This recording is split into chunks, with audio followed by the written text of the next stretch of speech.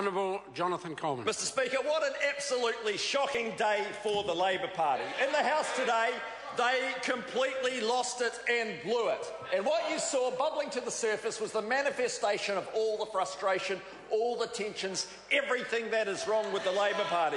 Because what you saw was their chief whip and his buddy, Trevor Mallard, trying to lure the Prime Minister into a point of order contest, and they lost. They thought they'd set the trap, they blew it completely. Trevor Mallard showed that he has not got the mental toughness for politics. Chris Hitkin showed he is not up to it, and it's disgraceful to see the chief whip of the Labor Party swear with the most profane language at the Speaker as he left the chamber, and I hope that that is going to be followed up. Meanwhile, the lack of discipline is showing as Labor members are tweeting abuse about the Speaker. I reckon that is a breach of privilege, and you could see the way those members, when they left the chamber, how angry they were. Marion Street completely lost it. David Shearer, absolutely furious because he has lost control of his party. Mr Speaker, we have a point of order from the right. I know this member's new to the House, but you cannot refer to people leaving the chamber, not being here. It's as old as the rule in the book. It's the oldest rule in the book. You cannot do that. No, that's right. That's why I'm putting his point of order. The member cannot refer. No, I don't need any assistance. The member cannot refer to other members that have left the chamber, but equally it is a very dangerous precedent to be bringing the Speaker into this debate. Would the member please continue? Mr Speaker, I think the House gets the drift. Labor have imploded. I saw Mr Shearer at 6 o'clock this morning running half naked in a singlet and shorts down the terrace, and I'm not sure if he was running from the right, the left or the careerist left. He was running faster than the last person who got invited up for a coffee by Mrs King's Border. But he looked like a man who was frightened.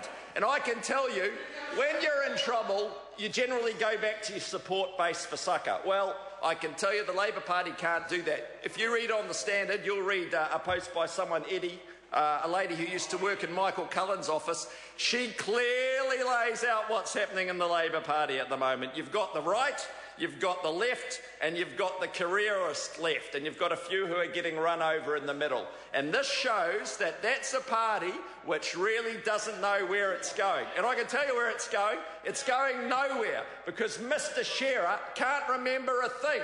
How are we ever going to entrust him to run the economy when he doesn't even know where his own personal surplus is?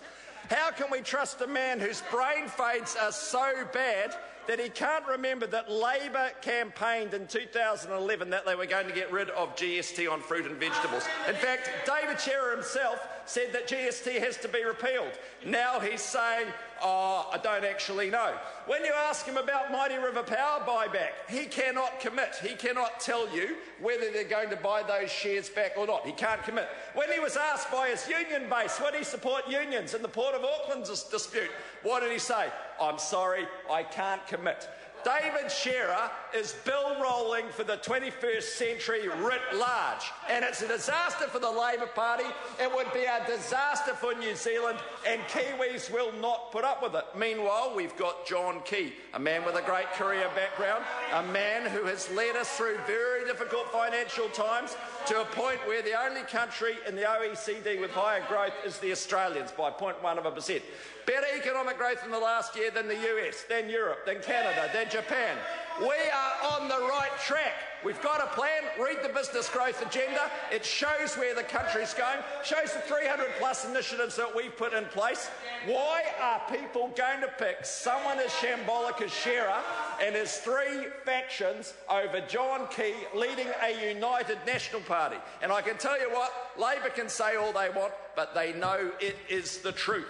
We are on the right track to lead New Zealand into a great future. So I say to New Zealanders, when you look at where the country's going, look at our record over the past 4.5 years. Look how John Key has taken us through the toughest of times. Look at the path ahead. Look at the decisions we've made. around education, around infrastructure, around law and order, the courts. The only thing they've said they might do is take GST off fruit and vegetables. They lost it in the House today. It was an absolute disgrace. Frankly, it reflected very, very poorly on Parliament. I think it shames us all as parliamentarians. Mr Speaker, I rest my case. The Honourable Phil Goff.